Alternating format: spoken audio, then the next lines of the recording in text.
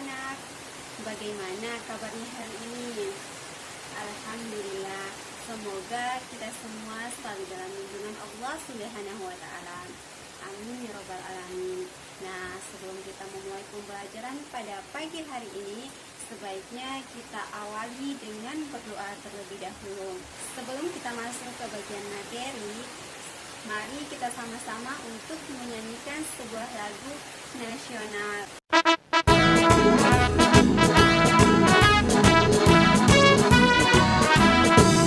Garuda Pancasila, akulah pendukungmu. Patriot proklamasi, sedia berkorban untukmu. Pancasila dasar negara, rakyat adil makmur sentosa. Pribadi bangsaku, ayo maju, maju, ayo maju, maju, ayo maju, maju. Selanjutnya, untuk membuat pembelajaran kita pada pagi hari ini lebih semangat lagi, marilah kita sama-sama melakukan tepuk PPK. Tepuk PPK. Religius, nasionalis, mandiri, gotong royong, integritas. Salam PPK. Cerdas, berkarakter, menyenangkan, luar biasa, hebat, hebat, hebat. Baik, selanjutnya sebelum kita memulai pembelajaran, silakan anak-anak untuk mengisi link presensi yang sebelumnya sudah Ibu share lewat WhatsApp group. Nah, sekarang Ibu mau bertanya, kira-kira siapa ayo yang masih mengingat pada minggu sebelumnya kita belajar tentang apa? Iya, benar sekali. Pada pertemuan sebelumnya kita belajar tentang keragaman benda berdasarkan bentuknya. Pada pertemuan hari ini kita akan belajar tema 2, persatuan dalam perbedaan, subtema 2, bekerja sama mencapai tujuan, pembelajaran 1, dan muatan pelajaran IPA dan IPS. Adapun tujuan dari pembelajaran hari ini yaitu yang pertama, dengan mengamati tayangan video melalui Google Meet, siswa mampu menguraikan makna upaya mempertahankan kemerdekaan melalui peta pikiran dengan benar. Dan tujuan yang terakhir adalah dengan menyimak penjelasan dari guru, diharapkan siswa mampu menyajikan laporan tentang cara makhluk hidup menyesuaikan diri dengan lingkungannya dengan benar. Baiklah anak-anak, setelah mendengarkan penjelasan tentang tujuan pembelajaran hari ini dari Ibu, diharapkan pembelajaran hari ini dapat berjalan dengan baik dan anak-anak bisa mendapatkan ilmu yang bermanfaat. Baiklah, selanjutnya Ibu ingin bertanya dari kalian semua, apa yang kira-kira kalian lakukan ketika memperingati Hari Kemerdekaan Republik Indonesia? Ayo, siapa yang bisa menjawab? Iya, benar sekali. Pada Hari Kemerdekaan Indonesia, kita biasa memeriah rayakannya dengan berbagai macam perlombaan dan selanjutnya melaksanakan apel 17 Agustusan. Nah, itu merupakan salah satu cara dalam memperingati Hari Kemerdekaan Indonesia. Selanjutnya Ibu akan menjelaskan sedikit materi yang berkaitan dengan pertemuan kita pada pagi hari ini. Setelah proklamasi kemerdekaan Indonesia pada tanggal 17 Agustus 1945, harusnya bangsa Indonesia telah merdeka dan terbebas dari segala bentuk penindasan serta penjajahan. Namun kenyataannya tidak demikian, karena bangsa Indonesia masih perlu berjuang mempertahankan kemerdekaan Indonesia. Nah, anak-anak ada yang tahu mengapa setelah kemerdekaan Indonesia, kita masih berusaha untuk mempertahankan kemerdekaan Indonesia. Nah, untuk penjelasan lanjutannya silakan disimak baik-baik. Nah, perjuangan mempertahankan kemerdekaan Indonesia. Setelah proklamasi kemerdekaan Indonesia pada tanggal 17 Agustus 1945, bangsa Indonesia ternyata masih terus berjuang mempertahankan kemerdekaan Indonesia dari gangguan bangsa asing yang datang seperti dari pemerintahan Belanda. Pasca kemerdekaan Republik Indonesia, pasukan Belanda kembali datang ke tanah air. Kedatangan ini disambut dengan berbagai bentuk perlawanan oleh bangsa Indonesia, sehingga sejak tahun 1945 sampai 1950 telah terjadi berbagai macam pertempuran di berbagai daerah antara pihak Indonesia dengan pihak Belanda yang dibantu oleh pasukan Inggris. Jadi, bagaimana kira-kira upaya dari berbagai daerah untuk mempertahankan kemerdekaan dari pasukan Inggris dan Belanda yang setelah kemerdekaan pun terus menyerang Indonesia. Anak-anak sekalian, pertempuran yang pertama kali terjadi pasca kemerdekaan Indonesia adalah pertempuran Surabaya. Nah, pertempuran Surabaya terjadi pada tanggal 25 Oktober 1945. Tentara sekutu yang dipimpin oleh Brigadir Jenderal Malabi tanggal 27 sampai 30 Oktober 1945 terjadi kontak senjata antara para pemuda Indonesia dengan pasukan Inggris. Dalam pertempuran ini, pasukan Inggris dapat dipukul mundur. Bahkan puncak dari pertempuran tersebut adalah terbunuhnya pimpinan pasukan Inggris, yaitu Brigadir Jenderal Malabi. Pada tanggal 9 November 1945, Inggris mengeluarkan sebuah ultimatum yang berisi semua pimpinan dan orang Indonesia yang bersenjata harus melapor dan meletakkan senjatanya di tempat yang telah ditentukan oleh pasukan Inggris dan menyerahkan diri dengan cara mengangkat tangan. Namun, ultimatum tersebut ditolak oleh bangsa Indonesia.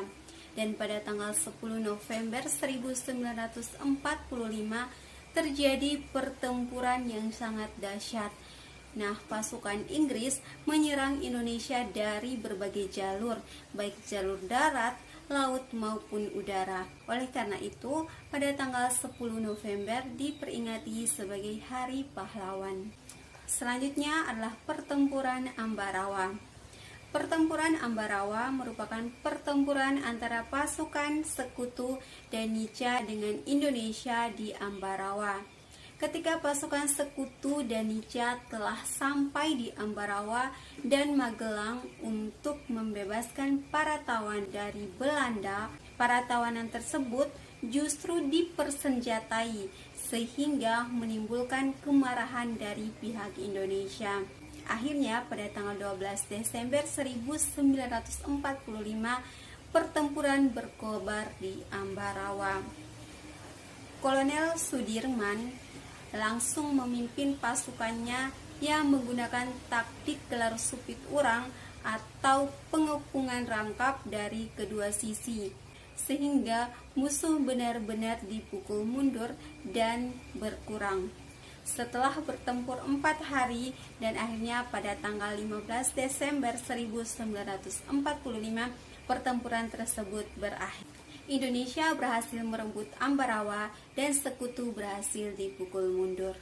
Nah, anak-anak, pertempuran Surabaya dan pertempuran di Ambarawa merupakan salah satu contoh dari sekian banyak upaya yang dilakukan oleh bangsa Indonesia dalam mempertahankan kemerdekaan Indonesia.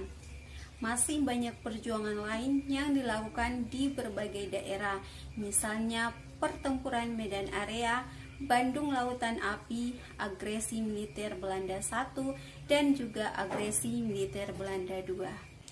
Perjuangan dalam mempertahankan kemerdekaan Indonesia tidak dapat dilakukan sendiri-sendiri. sangat diperlukan kerjasama dan persatuan dari seluruh rakyat Indonesia agar cita-cita untuk menjadi bangsa yang bebas dan merdeka dapat tercapai. Baik semuanya, kita akan belajar tentang upaya mempertahankan kemerdekaan Indonesia. Setelah proklamasi kemerdekaan Indonesia, kita berharap merdeka dalam segala hal. Namun, yang terjadi tidak demikian. Justru bangsa asing pun kembali datang ke Indonesia untuk menguasainya kembali. Perjuangan pun berlanjut dan tidak lagi bersifat kedaerahan. Nah, pertempuran apa saja yang terjadi untuk mempertahankan kemerdekaan Indonesia? Yang pertama, ada pertempuran Medan Area. Perhatikan gambar di sebelah kiri.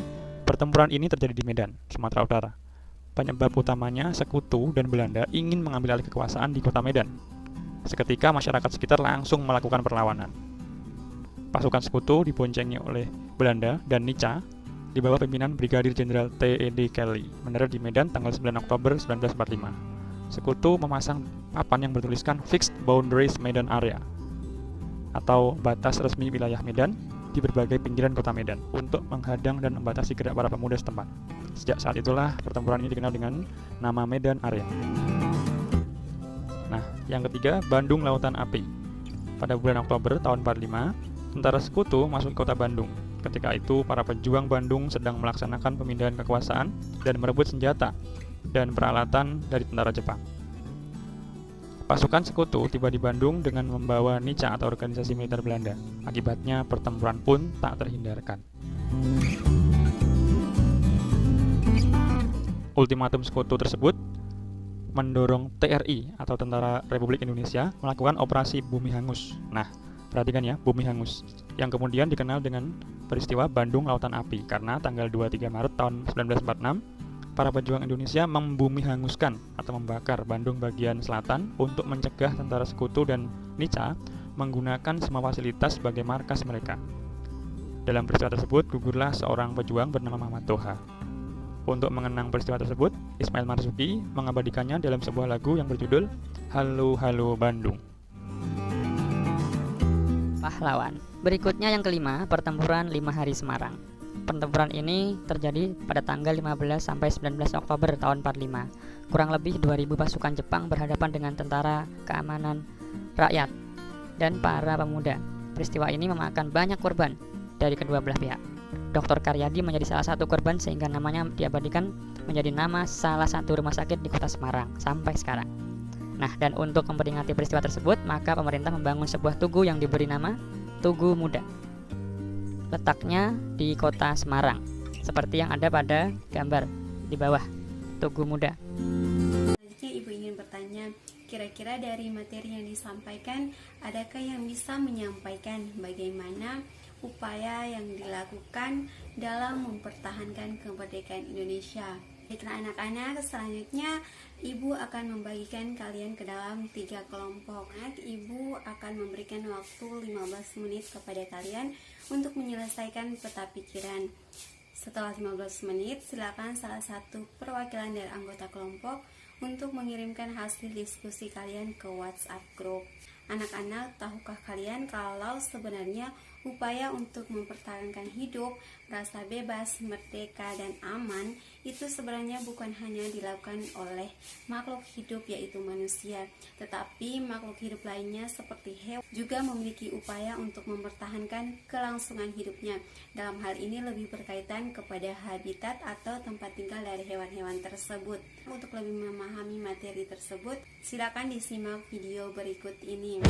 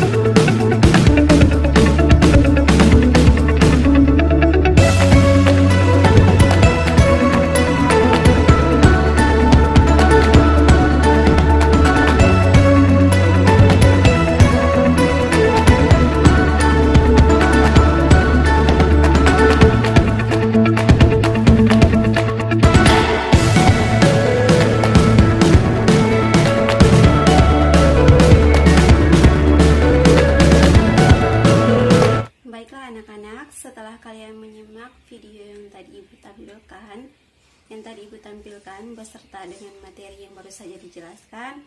Sekarang ayo kalian membuat diagram. Nah, di dalam diagram tersebut berisi kesimpulan dari cara makhluk hidup menyesuaikan diri dengan habitatnya. Nah, dari diagram tersebut kemudian difoto dan dikirim ke WhatsApp group. Nah, sebelum kita menyelesaikan pembelajaran pada pagi hari ini, Ibu sudah mengirimkan link LKPD di room chat Google Meet. Nah, silakan dikerjakan dengan sebaik-baiknya.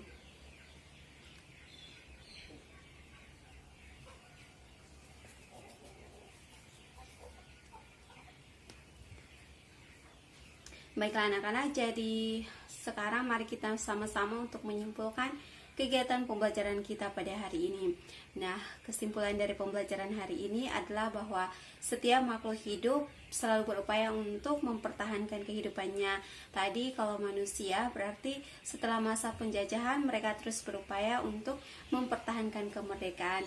Begitu juga dengan hewan yang dengan ciri khususnya mereka berusaha untuk mempertahankan hidupnya. Nah, selanjutnya anak-anak, apakah ada yang ingin ditanyakan? Mungkin dari penjelasan Ibu ada yang belum dipahami atau belum dimengerti. Alhamdulillah kalau semuanya sudah memahami pembelajaran pada pagi hari ini. Semoga apa yang Ibu sampaikan bisa bermanfaat bagi anak-anak pada hari ini, besok maupun di masa yang akan datang. Sekarang sebelum kita menutup kegiatan pembelajaran, marilah kita berdoa terlebih dahulu.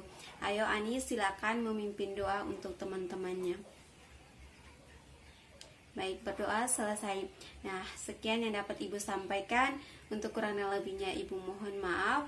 Wassalamualaikum warahmatullahi wabarakatuh. Selanjutnya Ibu akan memberikan soal evaluasi yang harus kalian kerjakan di rumah. Batas pengumpulannya sampai besok pagi.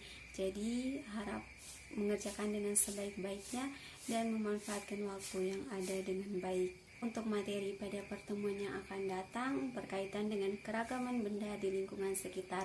Jadi ketika pulang ke rumah diharapkan anak-anak dapat mempersiapkan diri dengan belajar dan mencari-cari materi untuk kita pelajari pada pertemuan berikutnya. Sebelum kita mengakhiri pembelajaran pada pagi hari ini, sebaiknya kita berdoa bersama-sama. Berdoa dimulai, berdoa selesai. Mungkin hanya itu yang dapat Ibu sampaikan. Kurang dan lebihnya Ibu mohon maaf. Sampai bertemu lagi di pembelajaran selanjutnya. Sekian, wassalamualaikum warahmatullahi wabarakatuh. Selamat pagi.